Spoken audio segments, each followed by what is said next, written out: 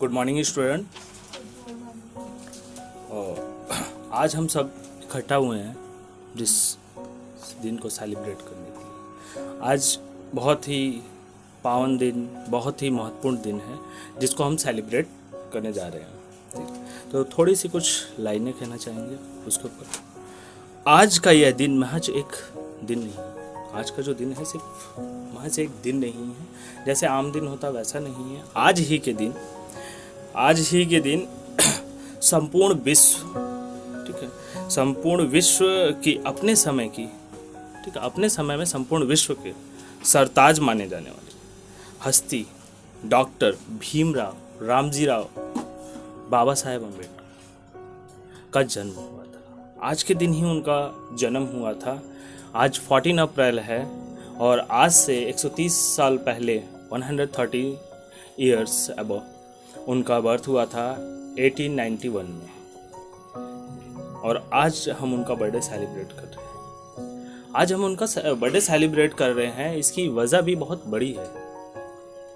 बाबा साहेब का आज जन्म हुआ था और हम बर्थडे तो बहुत सबका होता है, जन्म बहुत लोग लेते हैं। बहुत से हमारे जो लीडर्स हैं जिन्होंने बर्थ लिया है उनका भी बर्थडे है, लेकिन हम उतना ज़्यादा फोकस ना करके सबसे ज़्यादा हम बाबा साहब को क्यों इम्पोर्टेंस देते हैं, इसकी बहुत बड़ी वजह है। कतरा थे कभी हमको समंदर बना दिया। बाबा साहब ने क्या किया उसके बारे में थोड़ा सा। कतरा थे कभी हमको समंदर बना दिया, अधिकार दिलाया और मुकद्दर बना दिया।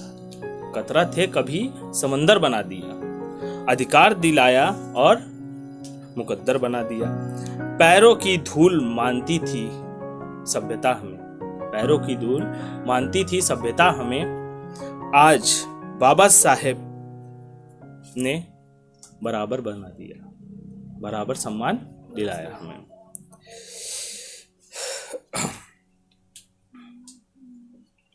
नहीं बाबा जैसा कहीं और से आता। बाबा साहब तो थे ही, लेकिन इतनी कड़ी मेहनत करके वो आए। हम नहीं कहते कहीं और से आता है कोई, ठीक है ना। नहीं बाबा साहब जैसा कहीं और से आता। सबके दिल में होते हैं, सबके दिल में होते हैं, सबके दिल में बसते हैं, ठीक है। कठिन परिश्रम से बनते हैं, सबके दिल में बसते हैं, कठिन परिश्रम से बनते हैं। बाबा साहब जैसे महान इंसान बहुत ही कठिन परिश्रम से बनते हैं। उन्होंने बहुत कठिन परिश्रम किया। हमारी काबिलियत ही बने पहचान, प्रण कर लो। हमारी जो काबिलियत ही बने पहचान, यह आज के दिन प्रण कर लो। जयंती भीम की संकल्प लेकर मनाते हैं। यह संकल्प लेकर आज हम जो बाबा साहेब भीमराव रामजी राव अम्बेडकर हैं उनकी जयंती हम सेलिब्रेट करते हैं। तो बाबा साहेब जो एक ऐसे इंसान थे जिन्होंने मतलब बहुत कड़ी मेहनत की थी, इतनी कड़ी मेहनत की थी कि शायद उतनी मेहनत आजकल के समय में कोई कर सकेगा कि नहीं, इसको कहा नहीं जा सकता।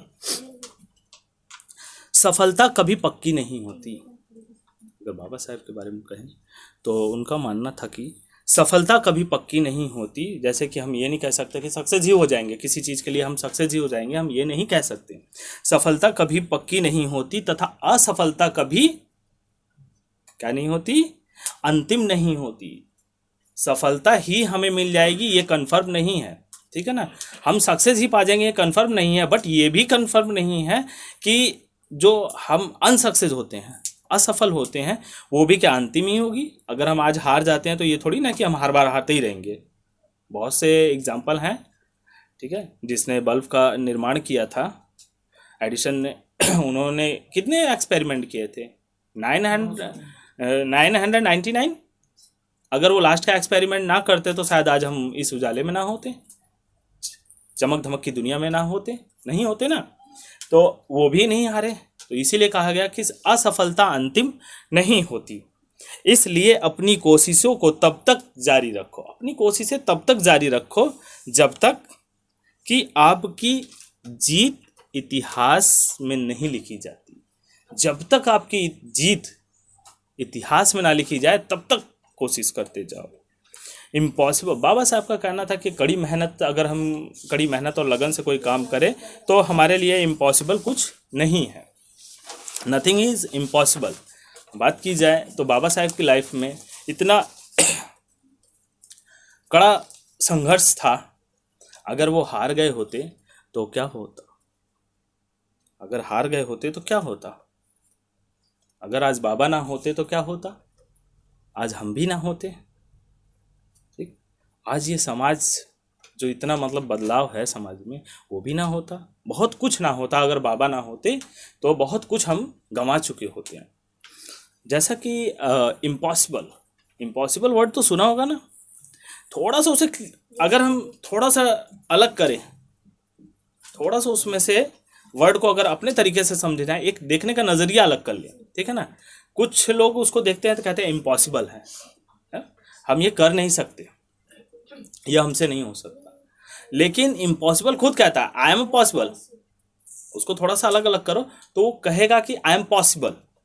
ठीक है, पहले तुम करने की तो कोशिश करो, जो इम्पॉसिबल तुम्हें लग रहा है उसको थोड़ा सा अलग कर दो तो क्या होगा, वो आई एम पॉसिबल हो जाएगा, हो जाएगा। तो जब इम्पॉसिबल चीज पॉसिबल हो सकती है वो कैसे, कड़ी मेहनत के। जब कोई आपसे कहे कि ये आपसे नहीं हो सकता, कोई जब आपसे कहता है कि ये आपसे नहीं होगा, नहीं हो सकता, और आप उस काम को करके दिखाते हैं। जैसे कि अगर कोई काम कह दिया, सपोज हमने कह दिया कि ये तुम्हारे बस की काम बात नहीं है, बहुत लोग कहते हैं, ठीक है ना। आस पड़ोस में भी बहुत से लोग हैं जो कहते हैं कि मतलब ये तुम्हारे बस का कोई काम नहीं है, ये तुम नहीं कर सकते। लेकिन अब तुम्हारे अंदर जिद आ जाती है, जब किसी ने कह दिया नहीं कर सकते तो वो करके दिखाना है। जब वो करके हम दिखाते हैं तो क्या होता है, तो एक अजब सी संतुष्टि मिलती है। तो संतुष्टि जो मिलती है ना काम करके, वो उस बात को हम एक्सप्लेन नहीं कर सकते, ठीक है ना, उसको हम समझा नहीं सकते। फिर चाहे वो कोई सा भी काम हम क्यों ना कर रहे हो, कोई सा भी काम क्यों ना करो, जब मतलब उसको हम अचीव कर लेते हैं, पॉसिबल करके दिखा देते, तो वो क्या होता है कि अंदर से बहुत ज़्यादा संतुष्टि मिलती है, बहुत ज़्यादा। तो बाबा साहब भी ऐसे ही कहते थे, बाबा साहब भी यही चाहते थे, बहुत हार्ड वर्क पे डिपेंड थे, हार्ड वर्किंग थे बहुत। जिन्हें स्कूल में पानी खुद से जिन्हें स्कूल में खुद से पानी पीना मना था, पानी पीना मतलब मिस पानी पीने के लिए नहीं मनाई थी, लेकिन वो जो टैप था, टोटी थी, वो नहीं खोल सकते थे खुद से। अगर कोई सवर्ण मतलब जो ऊंची जात का के पानी टैप खोले तो वो पानी पीते थे, नहीं तो वो नहीं पीते थे। बहुत ज़्यादा उन्होंने समस्या झेली थी। उन्हें क्लास में सब बच्चों के साथ नहीं बैठाया जाता था, बच्चों के साथ क्लास में नहीं बैठाया जाता था, बड़ी समस्या होती थी। जिनसे जिनका पढ़ाई का अधिकार छीन लिया गया था। अगर इस इम्पॉसिबल की बात करें तो बाबा साहब की बात में एग्जाम्पल है कि इन्हें क्लास में बैठने का हक नहीं था, बाहर बैठाया जाता था बच्चों के साथ। पानी पीने का हक नहीं था, पानी पीने नहीं दिया जाता था। उसके बाद पानी ना छूने दिया जाता था, और बच्चों के साथ नहीं बैठने दिया जाता था। पढ़ाई का अधिकार छीन लिया जाता था। संस्कृत का टीचर जो था इन्हें संस्कृत नहीं पढ़ने देता था कि शायद कहीं ये जो संस्कृत पढ़ लें तो हमारे जो पुराण हैं, रामायण हैं और सब चीज़ों के बारे में जान जाएंगे, तो सबको बता देंगे उसकी सच्चाई क्या है, क्या उसमें छिपा हुआ है। ये सारी चीज़ें वो अगर जान गए तो बता देंगे सबको ना, है। इसलिए उन्हें छिपाया जाता था, उन्हें पढ़ने का हक नहीं दिया जाता था, और उन्हें अछूत माना जाता था। अछूत माना जाता था, अनटचेबल, जिसको हम छू नहीं सकते थे। लेकिन उन्होंने वो काम कर दिखाया, इम्पॉसिबल चीज़ को पॉसिबल कर किया। उन्होंने वो काम कर दिखाया जो एक छूत मतलब एक ऊंची जाति का इंसान, जिसको हम टच कर सकते हैं, जिसको सवर्ण कहते हैं, और एक अच्छी कैटेगरी में जो अपने आप को मानते थे, वो सब भी नहीं वो काम कर सकते थे। लेकिन उन सब के लिए भी वो चीज़ इम्पॉसिबल थी, बट बाबा साहब के लिए वो क्या थी, पॉसिबल थी। क्यों? हार्ड वर्क की वजह से। तो उन्होंने वो हार्ड वर्क करके वो मुकाम हासिल किया जो ऊंची कास्ट के लोग नहीं कर पाए थे। उन्होंने क्या जो आगे चल के बाबा साहब ने भारत का संविधान लिखा, जो गौरव इनके हाथ में आया, इन्हें मिला, हक मिला, बहुत बड़ा गौरव था भारत का संविधान लिखने का। ये पहले भारत के आज़ाद स्वतंत्र भारत के कानून मंत्री बने, पहले स्वतंत्र भारत के कानून मंत्री बने। बचपन से कानून मंत्री बने और सबको बराबरी का हक दिलाने की पूरी कोशिश की। किसी एक समाज के लिए नहीं, ये पूरे समाज के लिए कोशिश करते थे बाबा साहब। तो आओ थोड़ा सा इनके बचपन के तरफ चले। तो कैसे थे बचपन में बाबा साहब, उनके बारे में थोड़ा सा हम जान लेते हैं, ठीक है। तो उस समय की बात है जब ब्रिटिश शासन था 1891 में। 1891 में बाबा साहब का जन्म हुआ था महू ज़िले में, ठीक है। महू ज़िले में इनका जन्म हुआ था। एमपी में पड़ता है वो, मध्य प्रदेश में। और इनके पिताजी ब्रिटिश आर्मी के सूबेदार थे, ब्रिटिश आर्मी में सूबेदार थे। और उस टाइम जब सूबेदार थे तो इनको ब्रिटिश जो शासक थे उनका थोड़ा सपोर्ट मिलता था। ये अपने भाई बहनों में सब मिला के टोटल 14 भाई बहन थे, जिसमें से सबसे छोटे ये थे और सबसे ज़्यादा इन्हें प्रेम किया जाता था। छोटे बच्चों को करते हैं ना, सबसे ज़्यादा प्रेम सब करते हैं, ज़्यादा लगाव होता है छोटे बच्चों से। उसी प्रकार इनका छोटे बच्चे होने की वजह से सब भाई बहन भी इन्हें प्यार करते थे और माँ बाप भी करते थे। लेकिन इनके हालात, इनकी मजबूरियाँ इतनी बड़ी थी, इनको बहुत ज़्यादा तपस्या लिखी थी। जो कुछ 5 साल के हुए तो इनकी माताजी जो थी एक्सपायर हो गई, जिनका नाम भीमाबाई था। पिताजी का इनका नाम था रामजी राव सकपाल और बचपन में इनका नाम था भीमराव सकपाल। लेकिन जब ये स्कूल जाना शुरू किए तो वहाँ के एक प्राइमरी स्कूल में इनका एडमिशन हुआ और पढ़ाई में बहुत अच्छे होने की वजह से इनके अंदर पढ़ने की बहुत ज़्यादा लगन थी। बाबा साहब के अंदर पढ़ने की बहुत ज़्यादा लगन थी, बहुत इच्छा थी पढ़ने की, इतना पढ़ना चाहते थे हद से ज़्यादा। इनकी पढ़ने की भूख नहीं मिटती थी, बहुत पढ़ते थे। तो ये स्कूल में गए, पढ़ने गए। जब इन्होंने पढ़ना शुरू किया तो हर एक सवर्ण बच्चों से अव्वल थे पढ़ाई में, बहुत नंबर 1 पे रहे हमेशा। कभी ये नहीं आता था कि रिजल्ट इनका कभी डाउन है, हर एक काम समय पे कर लेते थे, पढ़ाई पूरी अच्छे से करते थे। इवन इन्हें क्लास से बाहर भी बैठाया जाता था, उसके बाद भी अव्वल आ जाते थे क्लास में। बहुत ज़्यादा कंसंट्रेशन होती थी इनकी पढ़ाई में, बहुत दिल लगा कर पढ़ाई करते थे बाबा साहब। ये चाहते थे, इनके साथ बचपन में बहुत सी घटनाएं घटती थी। स्कूल में इन्हें पानी नहीं पीने दिया गया था, जैसा मैंने बताया था, नहीं छूने दिया जाता था और बच्चे साथ में बैठते नहीं थे। बहुत सारी समस्या इनके साथ बीती। इन्होंने बहुत तकलीफ़ें सही, जो समाज का दर्द इन्होंने सहा था, तकलीफ़ें देखी थी। अब इनके मन में यही चीज़ बैठ गई, इनका एक लक्ष्य हो गया कि हमें क्या करना है, इससे उभारना है, मैं इसे बदलना चाहता हूँ। तो उसके लिए उन्होंने पढ़ाई की। बाकी काफ़ी ज़्यादा हिम्मत दिखाई बाबा साहब ने। बाबा साहब से उनका खास लगाव था। जो टीचर थे ना, बताया ना, टीचर थे, इनके बहुत ज़्यादा लगाव हो गया था। उस टाइम जो पढ़ा रहे थे टीचर, बाबा साहब से बहुत ज़्यादा खास लगाव उनका हो गया था। तो उनका नाम था, जो टीचर थे, इनके सर थे, उन्होंने इनका क्या किया, नाम बदल दिया था, नाम बदल दिया और अपना सब टाइटल दे दिया उन्होंने। जो टीचर थे उनका नाम था महादेव अम्बेडकर, महादेव अम्बेडकर थे। और जो अम्बावाड़े गांव के रहने वाले थे, अम्बावाड़े गांव से रहते थे और पढ़ाने आते थे। इन्हें लगाव, जैसे बहुत से टीचरों से बच्चों से लगाव हो जाता है, बहुत ज़्यादा लगाव हो जाता है, तो इन्हें भी बहुत ज़्यादा लगाव था। उसके बाद इनका जो सरनेम सकपाल था, वो सकपाल से हटा के इन्हें क्या किया, भीमराव अम्बेडकर कर दिया। इन्होंने अपना सरनेम भी चेंज कर दिया। तब से ये जो कि भीमराव अम्बेडकर के नाम से जाने लगे। बचपन में जो बाबा साहब थे, पढ़ाई बहुत की। उसके बाद आगे पढ़ाई करते गए, इतना पढ़े, सब कहते थे भीम बहुत पढ़ते हैं, इतना पढ़े कि बहुत नाम कमाए पढ़ाई में। 9 साल या 11 साल की उम्र में, 11-12 साल की उम्र में इनकी शादी भी हो गई थी। इनकी पत्नी का नाम था रमाबाई अंबेडकर। इनकी जो पहली पत्नी थी, इन्होंने 2 शादियां की थी। पहली पत्नी इनकी रमाबाई थी, जो पहले तो लड़कियों को पढ़ने नहीं दिया जाता था, पढ़ाया नहीं जाता था। उसके बाद भी बाबा साहब ने उन्हें घर पे पढ़ाया था, उनको पढ़ाया पढ़ाया घर पे, उनको थोड़ा सा शिक्षित किया। क्योंकि बाबा की सोच ये थी, बाबा साहब की सोच, वो ये चाहते थे कि मतलब किसी समाज की जो उन्नति नापी जाती है, उन्नति कोई समाज कोई वर्ग, उन्नति उसकी अपने घर की महिलाओं के आधार पर नापी जाती है। अगर उसके घर की महिलाएं अगर शिक्षित हैं, अच्छे ढंग से रह रही हैं, मतलब एक तरक्की पा रखी हैं, तो समझो वो समाज विकसित है। उनकी परिभाषा ये थी। तो इसलिए उन्होंने अपनी पत्नी को पढ़ाया लिखाया। और उसके बाद आगे इन्हें पढ़ना था।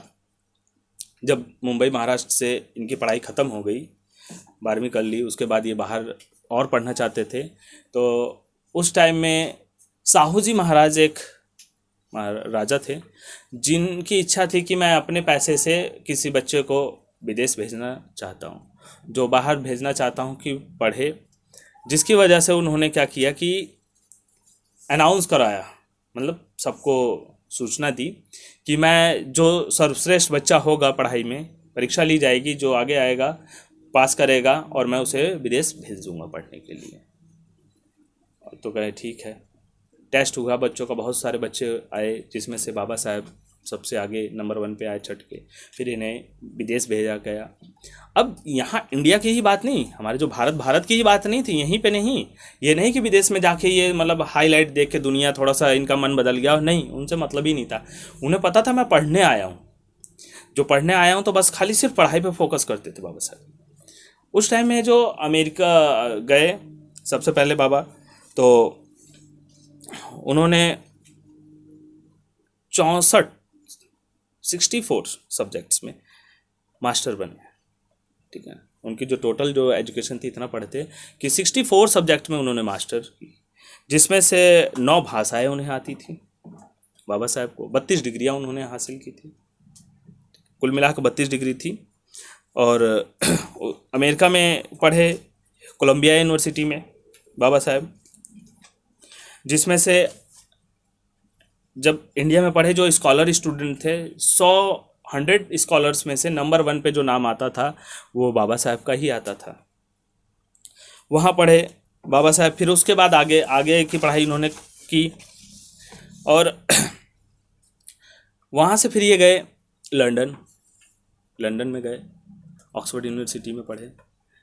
जब ये बाबा साहब पढ़ते थे तो बुकें इनके पास उतनी नहीं थी, क्योंकि पैसे का हालत नहीं थे, तो लाइब्रेरीज पे ज़्यादा डिपेंड रहते थे। जिस लाइब्रेरी में पढ़ते थे बाबा साहब ना, 18 घंटे लग जाते थे, टाइम स्पेंड कर देते थे पढ़ने में। पढ़ाई के समय में 18 घंटे पढ़ा करते थे बाबा साहब। जब ये लाइब्रेरी खुलती थी, लाइब्रेरी खुलने से पहले ही ये गेट पे हाजिर हो जाया करते थे। उस कॉलेज की लाइब्रेरी गेट खुला नहीं कि ये पहले गेट पे खड़े होते थे। जो वहाँ का लाइब्रेरियन था और जो उनके जो मेंबर्स थे, वर्कर्स थे, वहाँ पे आते थे, तो वो बाद में आते, बाबा साहब पहले पहुँच जाते। जब लाइब्रेरी खुलती तो ये सबसे पहले स्टूडेंट यही होते थे। लाइब्रेरी में बैठे थे, अपना बुकें निकालते थे, अपना पढ़ते रहते थे। इतना मग्न होते थे पढ़ाई में कि इन्हें कुछ नहीं पता चलता था कब दिन से रात होगी। सभी लोग चले जाया करते थे। लाइब्रेरियन बाद में इन्हें कहता था, बाबा समय हो गया लाइब्रेरी बंद करने का। उसके बाद भी वो कहते थे कि क्या मुझे थोड़ा सा वक्त मिल सकेगा, थोड़ा समय और पढ़ लूँ। वो इतना समय चाहते थे कि थोड़ा समय और पढ़ लूँ। वो कहता था, नहीं, अब आप आखिरी हो, आपको ही बस बुलाने में आया हूँ, नहीं तो बाकी सारे जा चुके हैं, लाइब्रेरी के सभी स्टूडेंट्स जा चुके हैं, अब हमें लाइब्रेरी बंद करनी है। कई दिन देखते जो लाइब्रेरियन था, एक दिन उनसे कहता है कि आप अपने दोस्तों की तरह क्यों नहीं जाते खेलने। कहते कि आपके दोस्त भी तो खेलते हैं, आप क्यों नहीं जाते खेलने। कह रहे नहीं, अगर मैं जाऊंगा तो उनकी फिक्र कौन करेगा। कहते आप क्यों नहीं खेलते उनकी तरह। तो उन्होंने कहा कि अगर मैं भी खेलने लगा तो उनकी फिक्र कौन करेगा। उनका कहने का मतलब ये था कि अगर मैं अपना समय बर्बाद करूंगा खेलने में या फिर और किसी में एंजॉय करने में, तो मेरा समाज जो पिछड़ा हुआ है आज, मेरा जो समाज है बहुत पीछे, उनकी चिंता कौन करेगा। उनके बारे में कौन सोचेगा। तो बाबा साहब ने काफ़ी मेहनत की थी, पढ़ाई की, डिग्रियां हासिल की, बहुत नाम कमाया पढ़ाई में। बाबा साहब ने बहुत ऊंची ऊंची डिग्रियां की, पढ़ाई की, नाम भी कमाया, स्कॉलर्स में नंबर 1 रहे। उस टाइम में इन्होंने लगभग 2.5 से 3 लाख किताबें पढ़ ली थी लाइब्रेरी में। जिस समय बाबा साहब पढ़ते थे, इनकी पर्सनल लाइब्रेरी थी जिसका नाम था राजगृह। उस लाइब्रेरी में बाबा साहब की जो बुकों का भंडार था, जिसे कहा जा सकता है वर्ल्ड की, इवन भारत की ही नहीं, पूरे वर्ल्ड का बता रहे हैं, पूरे वर्ल्ड में आज तक किसी की पर्सनल लाइब्रेरी इतनी बड़ी नहीं थी, इतनी किताबों की पर्सनल लाइब्रेरी नहीं थी जितनी बाबा साहब की थी। 70,000, लगभग 70,000 किताबें थी बाबा साहब की पर्सनल लाइब्रेरी में। 70,000 किताबें, तो सोच सकते हो कि मतलब कितनी किताबें बाबा साहब ने पढ़ी होंगी। जिसे मैंने कहा लगभग 2.5 से 3 लाख किताबें उन्होंने पढ़ डाली थी अपनी लाइफ में। बहुत ज़्यादा उन्होंने किया।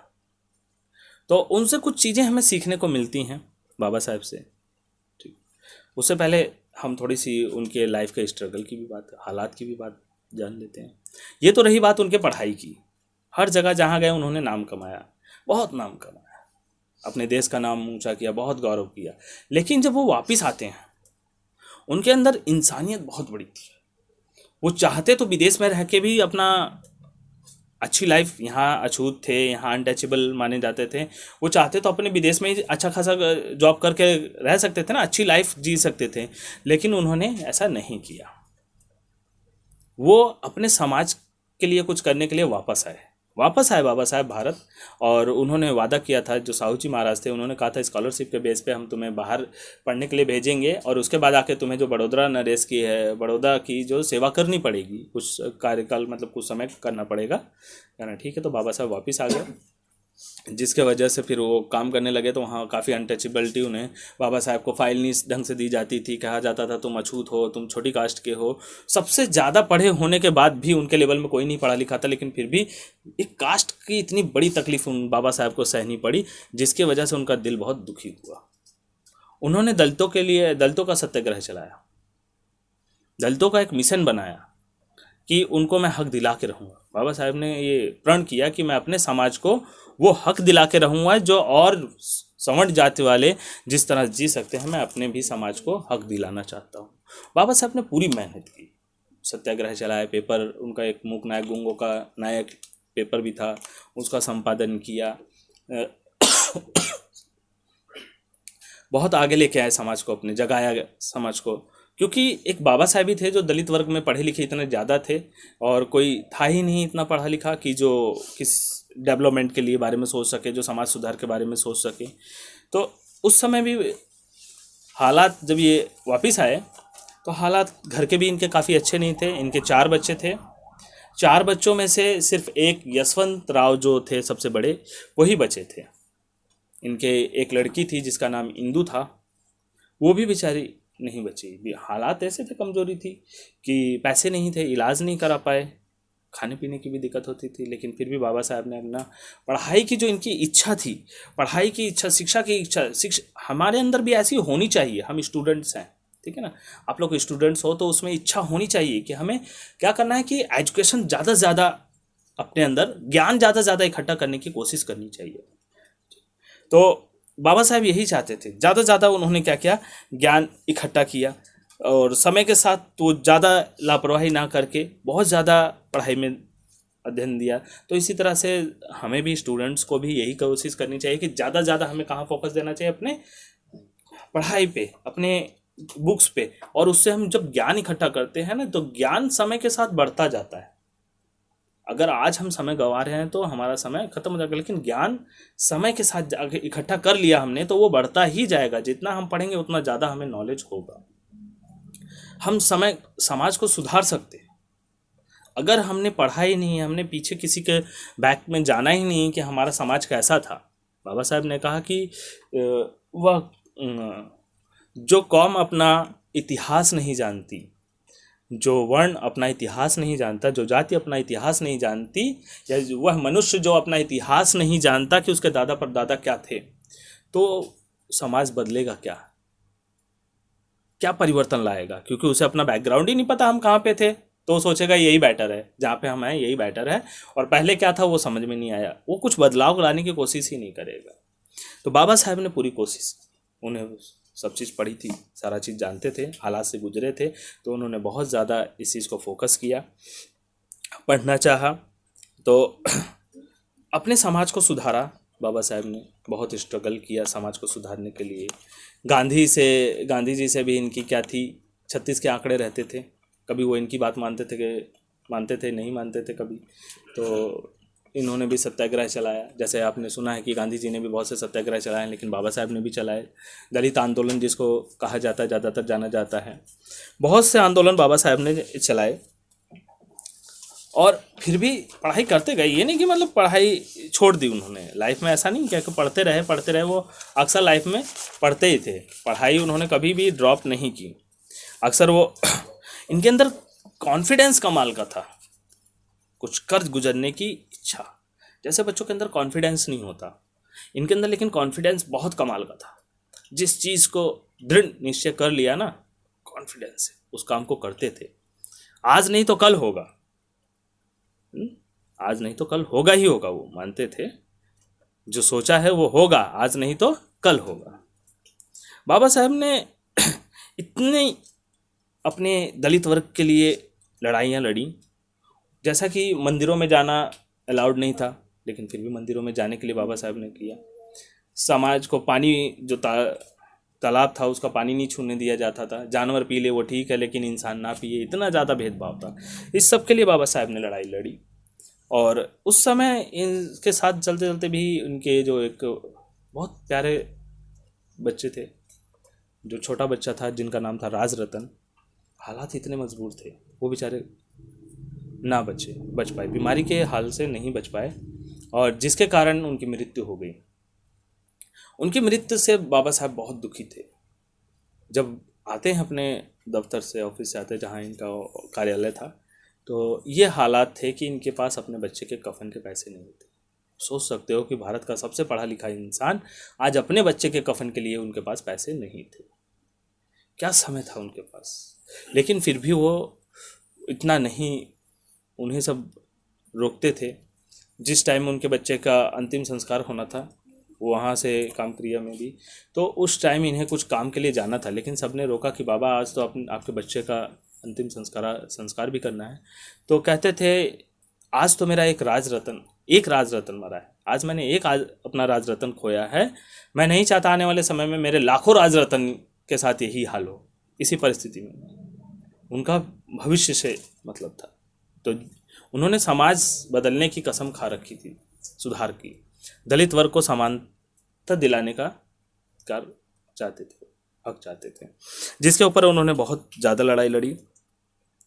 और फिर आगे आके जब भारत आज़ाद हुआ, उससे पहले एक समय आया जब अंग्रेज़ों को संविधान देना पड़ा। जब संविधान देने की बात आई तो गांधी जी, नेहरू जी भी थे, जिन्होंने बहुत कोशिश की संविधान की, तो समझ में नहीं आया, रिजेक्ट कर दिया गया इनका संविधान। उसके बाद गांधी जी को पता लगा कि बाबा साहब आए हैं, इंडिया में हैं, तो उन्होंने फिर इन्हें बुलाया, बाबा साहब को, और इनसे संविधान लिखने की आग्रह की। इतना बड़ा फैसला और उसके बाद इतनी बड़ी जिम्मेदारी थी, पूरे देश का संविधान जो कई टुकड़ों में, मतलब कि भेदभाव और जातियों में बटा हुआ था, उसको एक सूत्र में पिरोना था। बाबा साहब ने ऐसा संविधान लिखा। वो दिन आ गया जब अपने सम्मान के लिए उन्हें कुछ करना था, अपने दलित वर्ग के लिए, अपने समाज के लिए जो कुछ करने की चाह थी, वो आज मौका आ गया था बाबा साहब के पास, कि आज वो सोचते थे ऐसा संविधान होगा, ऐसा अधिकार दिया जाए ताकि सब अपने ही समाज के लिए नहीं, बल्कि जो उनसे छोटी कास्ट हैं, जो सवर्ण हैं, उनमें भी जो बिछड़े हैं, जो और हैं, सबके लिए, सब छोटे बड़े सबको हक बराबर दिलाने का ही उन्होंने सोचा था। तो संविधान लिखने से पहले बाबा साहब ने कम से कम 60 देशों का संविधान पढ़ा। उनके पास इतना नॉलेज था, 60 देशों का संविधान पढ़ा, उसके बाद भारत का संविधान उन्होंने बनाया। जैसा कि आप जानते हो, कितने दिन में बाबा साहब ने संविधान बना दिया था? हाँ, 2 साल 11 महीने 18 दिन में बाबा साहेब ने कड़ी मेहनत के साथ संविधान लिख दिया। जिस समय संविधान लिखा गया, कमाल की बात तो यह है कि जिस समय संविधान लिखा गया था, पूरी कमेटी होते हुए भी उस कमेटी में बाबा साहेब के टक्कर का कोई पढ़ा लिखा नहीं था। भारत में उस वक्त भी, आज भी अगर बात करें तो उतना पढ़ा लिखा इंसान नहीं है। बाबा साहेब जितना पढ़े लिखे थे उनके टक्कर में कोई इंसान नहीं था। एक आध लोग थे जो डिग्री उग्री ले रखे थे, बैचलर डिग्री से ऊपर, बाकी बाबा साहेब के मुकाबले में कोई नहीं था, इतना पढ़े लिखे थे। तो आज देखने में हमें समझ में आ रहा होगा बात से कि जो पढ़ाई बाबा साहेब ने कठिन परिश्रम के साथ की वो आज रंग लाई। आज पहले आज़ाद भारत के वो कानून मंत्री बने। कानून मंत्री के साथ लेबर मिनिस्टर भी थे। वो लेबर मिनिस्टर होने के बाद उन्होंने हर मजदूर के लिए 8 घंटे का वर्क, 8 घंटे के बाद ओवर टाइम, लेडीज़ों के लिए छुट्टी और लड़कियों के लिए समानता का हक, अधिकार बाबा साहेब ने दिया। आज इतना सब कुछ बाबा साहेब ने दिया, वो सिर्फ अपनी पढ़ाई की तरफ। बाबा साहब का कहना है कि मतलब शिक्षा शेरनी का वह दूध है जो पिएगा वो दहाड़ेगा। जब तक आप पढ़ोगे नहीं, कुछ ज्ञान नहीं मिलेगा, तब तक आप किसी चीज़ के बारे में कह नहीं सकते, बता नहीं सकते। किसी बारे में नॉलेज नहीं है तो हम कुछ जवाब नहीं दे सकते, किसी को समझा भी नहीं सकते ना कि क्या सही है क्या गलत है, किसी चीज़ पे तर्क नहीं कर सकते। तो बाबा साहब यही कहते थे कि पढ़ो, इतना पढ़ो, हद से ज़्यादा पढ़ाई इकट्ठा करने की कोशिश करो। बाबा साहब का कहना था कि life should be great rather than long. जीवन क्या शानदार होना चाहिए, महान होना चाहिए, इसकी अपेक्षा कि जीवन लंबा समय तक जिया जाए। जरूरी नहीं है कि हम लंबे समय तक जिए या 60 साल की उम्र जिए, नहीं, कम ही जिए तो क्या हुआ, लेकिन महान होना चाहिए। ऐसा कर्म करना चाहिए कि हम, हमारे जाने के बाद भी हम महान हो, हमें याद करे दुनिया। तो बाबा साहब ये भी कहा करते थे कि अपनी लाइफ में कुछ ऐसा कर जाओ, जैसा कि या तो लिखने लायक कर जाओ या पढ़ने लायक कुछ लिख जाओ। या तो लिखने लायक कुछ कर जाओ या पढ़ने लायक कुछ लिख जाओ, तब भी दुनिया याद रखेगी तुम्हें।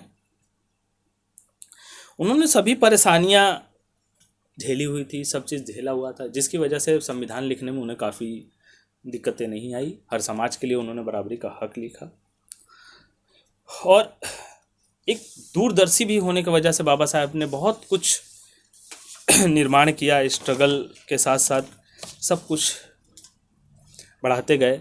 आज उन्हीं की देन है कि संविधान 26 जनवरी 1950 में लागू हुआ, बाबा साहब की वजह से ही।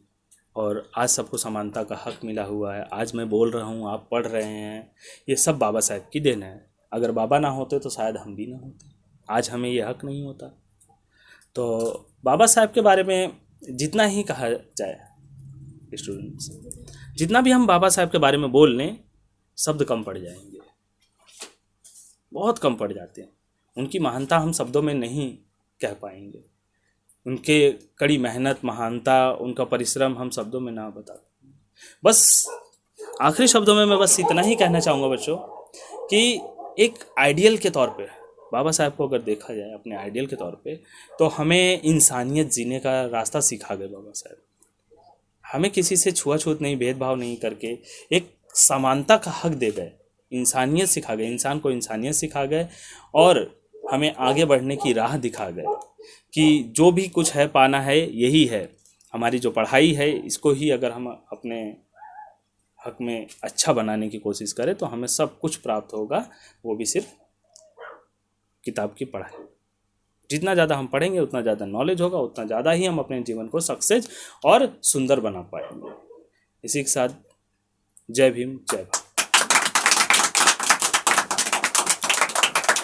Thank you.